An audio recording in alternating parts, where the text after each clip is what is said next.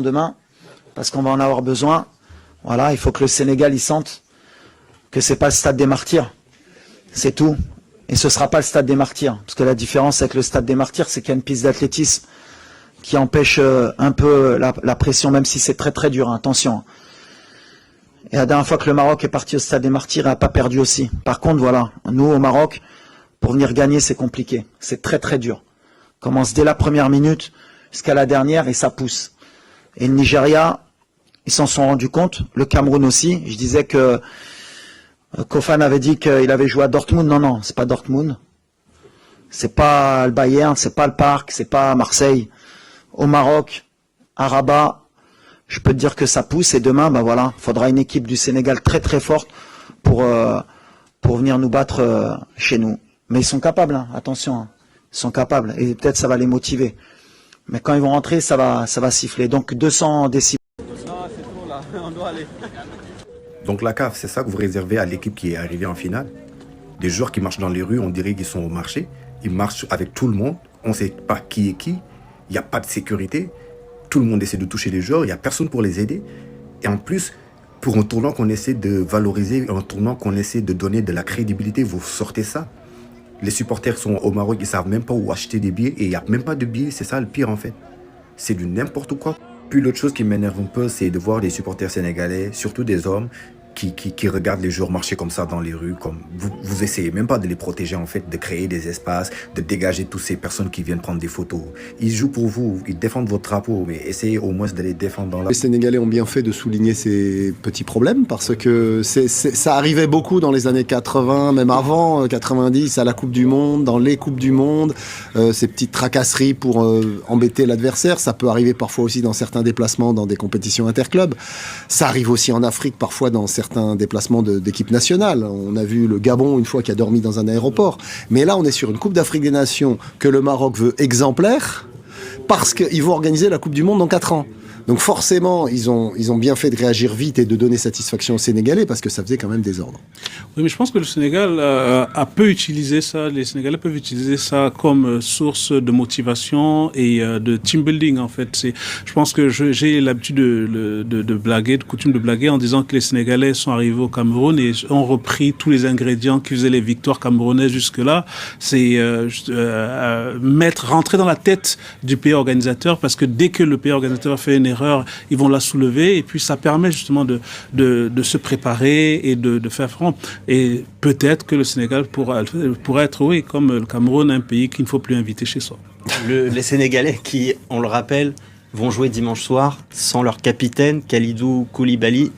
Ne pas jouer sans son capitaine, une finale, un capitaine suspendu qui ne pourra même pas être sur le banc à côté de ses coéquipiers, ça peut faire la différence, ça peut jouer côté sénégalais? Alors, il a déjà été suspendu dans la compétition, donc ils ont déjà joué pas en finale. Non, ils ont déjà joué sans lui. C'est sûr qu'Kalidou Koulibaly, c'est un élément très important de cette sélection, mais dans leur malheur, ils ont eu un avantage, c'est que parce qu'il est sorti, il est suspendu, mais il est blessé aussi. Et lors de la demi-finale, il est sorti blessé très tôt, je crois, à la 18e minute. Oui, c'est ça. Et donc son remplaçant Mamadou Sarr, qui est un jeune joueur, est donc rentré très tôt lui aussi dans la demi-finale, a participé à cette qualification et il avait déjà joué lors du premier tour. Donc je serais tenté de dire il est presque prêt. Et puis c'est plus compliqué de remplacer un joueur qui fait la différence devant qu'un joueur qui peut s'intégrer parce qu'il a entraîné assez facilement dans une défense aussi bien organisée qu'elle soit. Oui, c'est vrai que c'est toujours dommage de ne pas avoir son capitaine qui joue, mais j'ai le sentiment que cette équipe peut se passer de Kalidou Koulibaly, surtout sur cette compétition où il n'a pas été aussi rayonnant que d'habitude. Je l'ai senti un peu plus emprunté. Il a pris 34 ans. Oui, il a pris 3 cartons durant les matchs, 2 cartons jaunes, 1 carton rouge. Donc c'est l'occasion effectivement d'avoir une Les attitudes pareilles nous poussent parfois à réfléchir longuement. Et on peut commencer à croire à certaines choses qui se sont dites avant que la compétition ne commence et durant cette compétition. Mais on émettait quand même des réserves. On se disait que c'est quand même un grand pays de foot. C'est une grande nation. Ils n'ont pas besoin de faire n'importe quoi pour pouvoir réellement gagner cette compétition. ça fait beaucoup réfléchir. Et on peut commencer réellement à croire à ce qu'on refutait. On refusait depuis le départ. Aïe, pas de super équipe. C'est une compétition à élimination. Au final, on doit avoir un seul vainqueur. Mais s'il faut faire ça pour être vainqueur ou être champion, ça n'honore plus la compétition. Ça ne va non plus honorer le champion. Là, il y a problème. Le football est un très beau jeu. C'est juste un moment de partage, de convivialité, d'échange. Mais s'il faudrait transformer ça en tricherie, en provocation, ce n'est plus bon. On ne parle plus du même foot.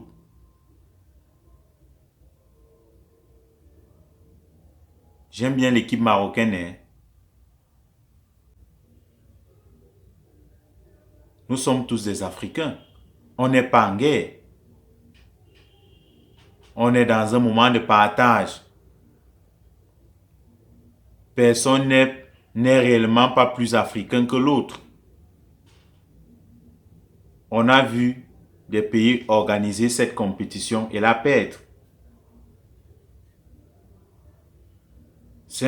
Comme les gens l'ont su dire, si les équipes doivent continuer à organiser cette compétition, il vaudrait mieux qu'on demande à l'équipe, au pays organisateur d'attendre uniquement la finale.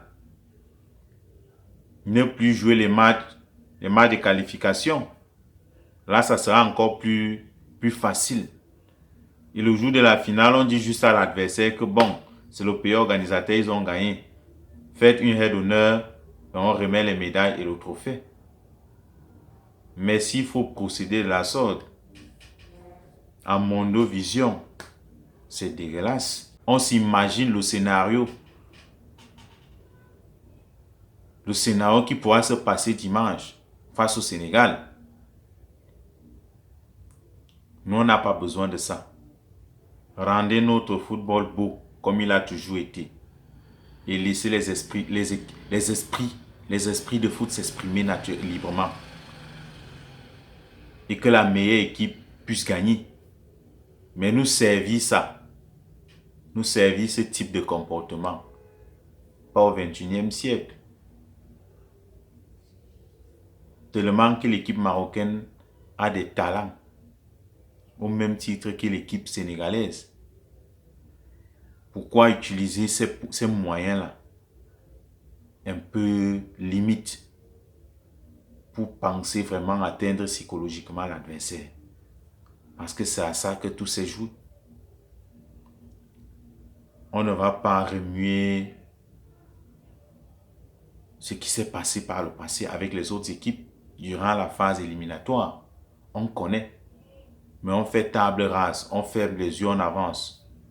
La CAF doit encore revoir sa politique en termes d'organisation de la CAN. Les hôtesses ne devraient plus réellement être les hôtesses des nationalités du pays organisateur. On devrait recommencer à revoir tout cela. Même s'il faudrait prendre des hôtesses dans d'autres pays.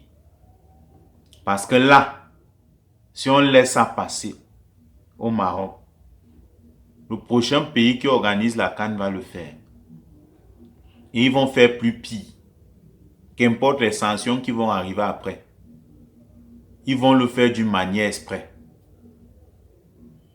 Parce qu'ils auront envie de se venger. Et ça va gâter la compétition. Ça va gâter l'image du football africain. Par souci de vengeance, je dis bien que le prochain pays qui organise la CAN va faire la même chose. Rassurez-vous.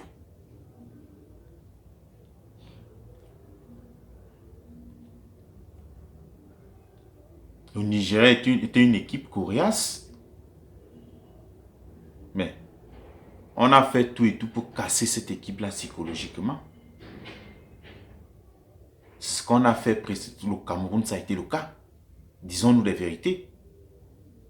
Pas besoin de faire trop. On casse l'adversaire psychologiquement. C'est fini. Tu perds le match. Et le scénario ne pourra pas être différent. Ce n'est pas bénéfique. Et ça ne profite pas réellement au football africain. C'est dégueulasse.